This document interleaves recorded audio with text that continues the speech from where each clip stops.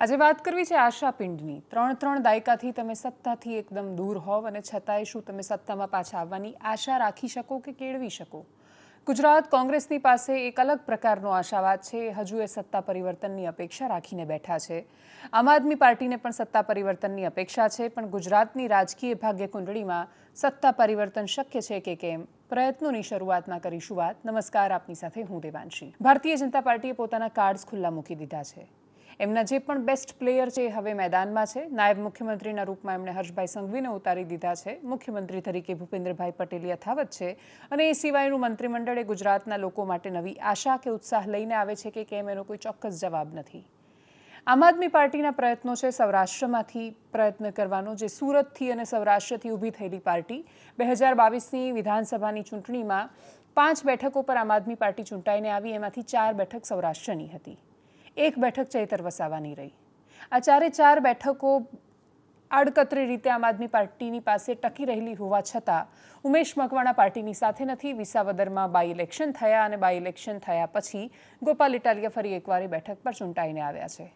કોંગ્રેસનો પ્રયત્ન એમને અચાનક જ યાદ આવ્યું કે એમણે સૌરાષ્ટ્રને એ બાજુ પર નહીં મૂકી શકે, કેમ કે જો એ સૌરાષ્ટ્રને બાકાત રાખે છે, એમની સાથે પાટીદાર કમ્યુનિટીની આખી એક વોટ બેંક નથી, તો એમનું ગુજરાતમાં સરકાર બનાવવું તો દૂર, એનું સપનું પણ જોવું એ બહુ દૂરની વાત છે।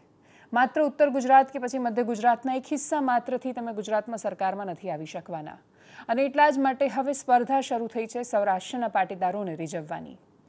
આમ આદમી પાર્ટી, ગોપાલ ઇટાલિયા, એમણે એક પછી એક રાજકોટમાં મવડી ખાતે જે સભા કરી એમાં લગભગ 6 થી 7 હજાર જેટલા લોકો દેખાયા। ડ્રોનથી જે દ્રશ્યો સામે આવ્યા એણે બતાવ્યું કે રાજકોટમાં જનસમર્થન મેળવવાનો પ્રયત્ન કરી રહી છે આમ આદમી પાર્ટી। કોંગ્રેસ ખોડલધામ જઈને ધજા સમર્પણનો કાર્યક્રમ કરવાની છે। ધજા ચડાવવા માટે કોંગ્રેસના પ્રદેશ અધ્યક્ષ અમિત ચાવડા જવાના છે અને આખો ઘટનાક્રમ એ બહુ જ મોટી વોટ બેંકને રીઝવવાનો પ્રયત્ન છે। ખોડલધામનું આમ દેખીતી રીતે જોવા જઈએ તો કોઈ પોલિટિકલ સ્ટેન્ડ નથી। દરેક વખતે ઇલેક્શન પહેલાં ચર્ચાઓ ખૂબ થાય છે, પણ લેઉવા પાટીદાર એક સાથે તીવ્રતાથી એક સંસ્થાના કહેવાથી કોઈ પાર્ટી તરફ જોડાય એવું થયું નથી અત્યાર સુધીના ઇલેક્શનમાં। જયેશ રાદડિયાને પડતા મૂકવામાં આવ્યા, બાકાત રાખવામાં આવ્યા, મંત્રીમંડળનો હિસ્સો ન બનાવ્યા, પણ એના પછી ખૂબ બધા લેઉવા પાટીદારોને સ્થાન આપવામાં આવ્યું। ભારતીય જનતા પાર્ટીએ પોતાની નિયત અને નીતિ બંને સ્પષ્ટ કરી દીધા છે। એની વચ્ચે હવે આમ આદમી પાર્ટીની સેમ એ ફોર્મ્યુલા છે જે ભારતીય જનતા પાર્ટીની રહેતી હોય છે। ગણેશ પંડાલના આયોજનમાં એ 10 દિવસના ઉત્સવમાં ગોપાલ ઇટાલિયા એક પછી એક પંડાલોમાં ફર્યા। એના પછી નવરાત્રિના આયોજનમાં એક પછી એક ગરબા આયોજનોનો હિસ્સો બન્યા। ત્યાં એમણે વોટ બેંક પોતાની લુભાવવાનો અને રીઝવવાનો પ્રયત્ન કર્યો, અને હવે સ્નેહ મિલનની શરૂઆતો થઈ રહી છે। ગામડે ગામડે આમ આદમી પાર્ટીના નેતાઓ અને મુખ્યત્વે એ ગામડાઓમાં જ્યાં એમને આશા દેખાઈ રહી છે ત્યાં એ પ્રયત્ન કરી રહ્યા છે। સ્થાનિક સ્વરાજ્યની ચૂંટણી એ લિટમસ ટેસ્ટ રહેશે અને એના પછી 2027ની ચૂંટણીને હજુ સમય છે, પણ છતાંય પ્રયત્નો બધાના અત્યારથી શરૂ થઈ ગયા છે। ગોપાલ ઇટાલિયાના સ્નેહ મિલનમાંથી શું તસવીરો સામે આવી? વિસાવદરનો મિજાજ શું કહી રહ્યો છે? વિસાવદરની જનતા માટે નેતાઓ શું કહી રહ્યા છે?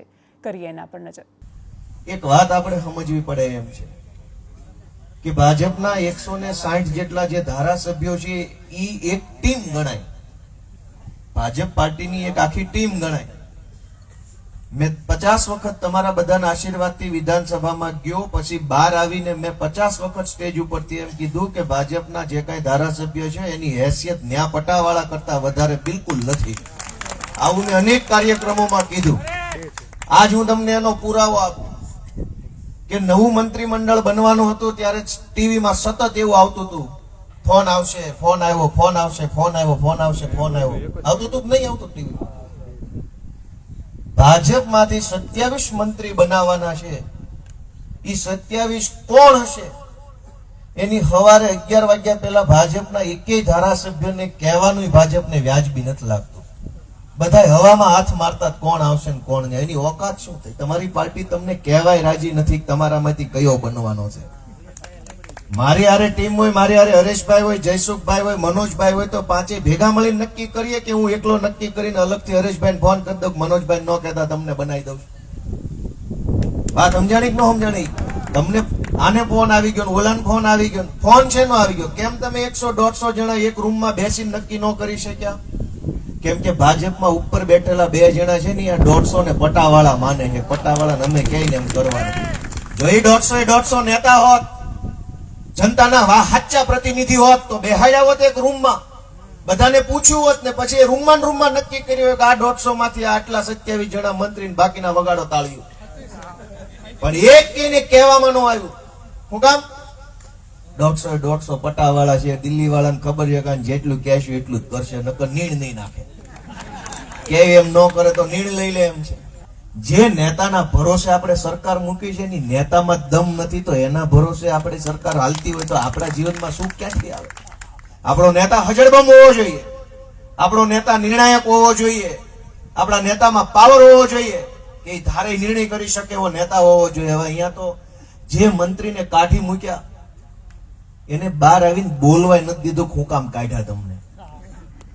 લીધા તેથી બહુ વખાણ થતા એ બધાના કે આની અંદર આ ગુણ છે, ઓલામાં ઓલો ગુણ છે, છાપા ભરાઈને આવ્યું હતું કે આને હું કામ મંત્રી બનાવ્યો. કાઢ્યા ત્યારે કહેવાય ન ઉભા રહ્યા, હું કામ કાઢ્યા, એટલા હતા હારા. તો દોસ્તો, નવા વર્ષની અંદર ગુજરાતના ખેડૂતોને સમૃદ્ધ કરવા હશે, ગુજરાતના યુવાનોનો અવાજ વિધાનસભા સુધી પહોંચાડવો હશે, ગામડાની પીડા વિધાનસભા સુધી લઈ જવી હશે, તો ગુજરાત આખાની જનતાએ કઈક ખારા માણાને નેતા બનાવવાનો સંકલ્પ નવા વર્ષમાં લેવો પડશે. આ મારી વિનંતી છે.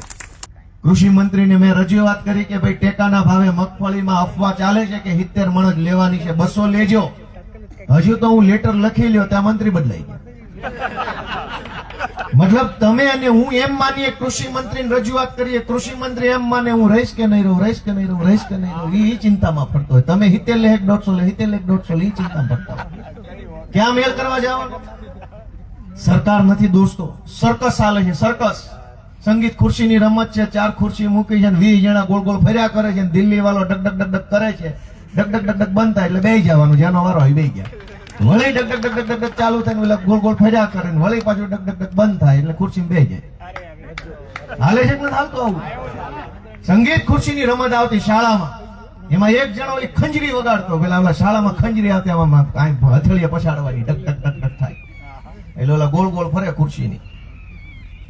સરકાર નથી દોસ્તો, અને જ્યાં સરકાર નહીં હોય ત્યાં સુખ, સમૃદ્ધિ, શાંતિ, સલામતી કેવી રીતે આવશે? આપણે સરકારનું સર્જન જ સલામતી પૂરી પાડવા માટે કર્યું છે. આ વિસાવદરમાં જે ઘટના બની અને એ ઘટનામાં હું ઉપવાસ ઉપર બેઠો ને એનો વિડીયો ઉતરો ની વિડીયો વાયરલ થયો, એમાં 4 છોકરાએ કોમેન્ટ કરી તો જુનાગઢના એસઓજી વાળા, ક્રાઇમ બ્રાન્ચ વાળા અનેક નિર્દોષ લોકોને ઉઠાઈ આવ્યા.